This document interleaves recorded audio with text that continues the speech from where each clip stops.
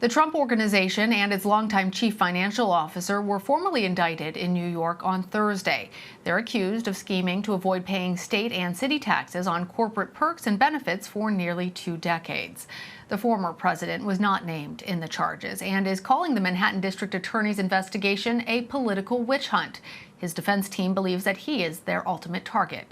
CBS News Chief Justice and Homeland Security correspondent Jeff Pegues has more from New York.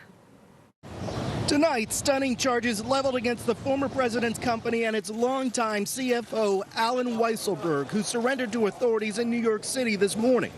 Prosecutors say that for at least 15 years, the Trump Organization paid top executives off the books, calling it a sweeping and audacious illegal payment scheme. Weisselberg himself, they said, avoided paying taxes on $1.7 million, used company money for apartments, private school tuition, and luxury cars, all of it adding up to 15 counts. The Trump Organization called it a political play with a bigger target in mind. Do you think the real target here is former President Trump? Given the nature and the unprecedented nature of these charges, that certainly that's the reason they were brought, okay? If the name of the company was something else, I don't think these charges would have been brought. Weisselberg, who pled not guilty, has worked for the family for almost 50 years, but now he's under pressure to flip. This is a man in his 70s. If he looks at Michael Cohen and look what happened to him in terms of imprisonment, when they put the cuffs on you, as they did today at the courthouse, you may have quite a change of mindset. Weisselberg's former daughter-in-law is cooperating with prosecutors and willingly turned over boxes of documents. So there was a lot happening off the books. 80%, yeah. 80%? Mm-hmm. And why do you think that was happening off the books? Because Alan's worth is to save Donald money.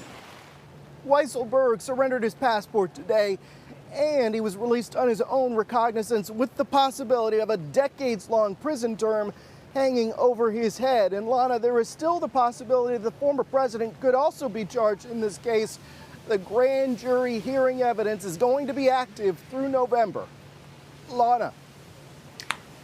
Jeff, we're going to dig more into that. Thank you. For more, I am joined by Vinoo Varghese. He is a criminal defense attorney and a former prosecutor. Vinoo, you just heard Jeff saying that ultimately President Trump might be the target, and lawyers for the Trump Organization have said that the charges brought against Alan Weisselberg and the company are for crimes that other district attorneys and even the IRS would not prosecute.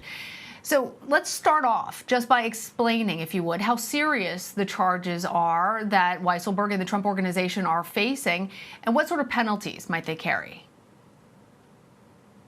The general public, these are going to be considered serious charges, right? You've charged Trump's number one guy, his CFO, and you've charged the organization. But in reality, when you take a look at these charges, most of them are not that heavy. Most of them are felonies, punishable by up to probation. There is one charge, grand larceny in the second degree, which is a C felony in New York, which is punishable by up to 15 years in prison.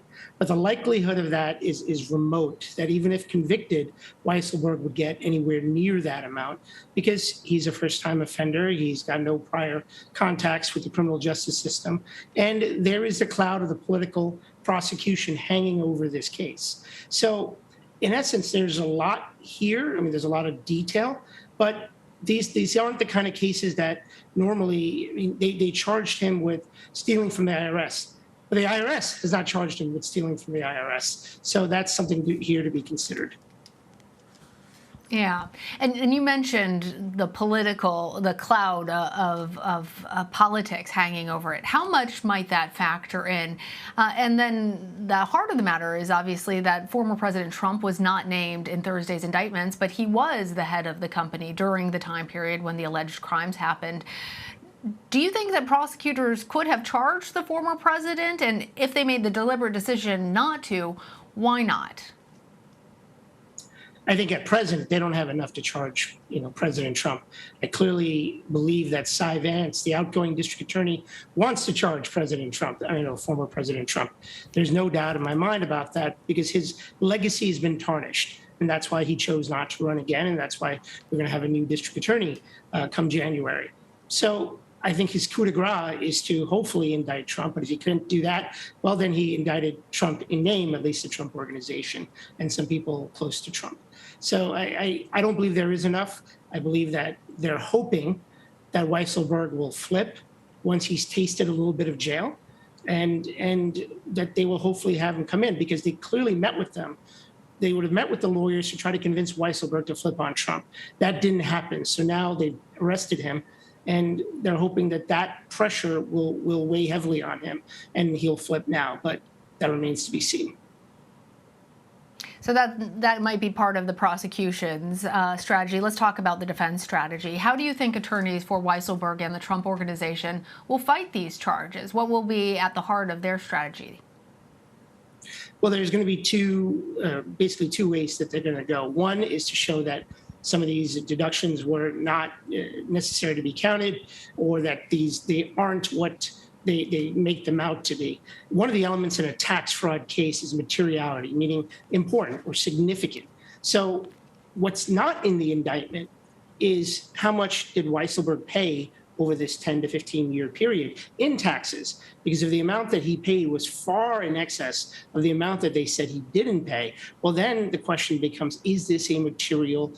Was this an oversight material? And that's how the defense lawyers are going to play it. They're going to the extent that they will concede anything, they will say that it was an oversight and far outweighed by the amount of taxes he actually paid.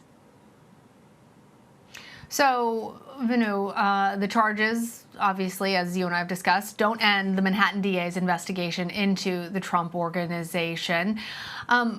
If Weisselberg doesn't flip, because we've discussed that might be the prosecution strategy here, but if he doesn't, where do you think the investigation goes from here? And do you think the charges could be brought against the former president in that case?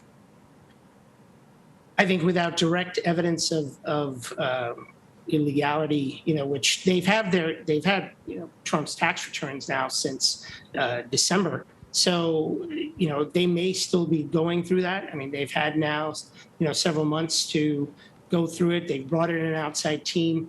It's possible that Vance is waiting till to the eve of his leaving to announce the indictment against Trump.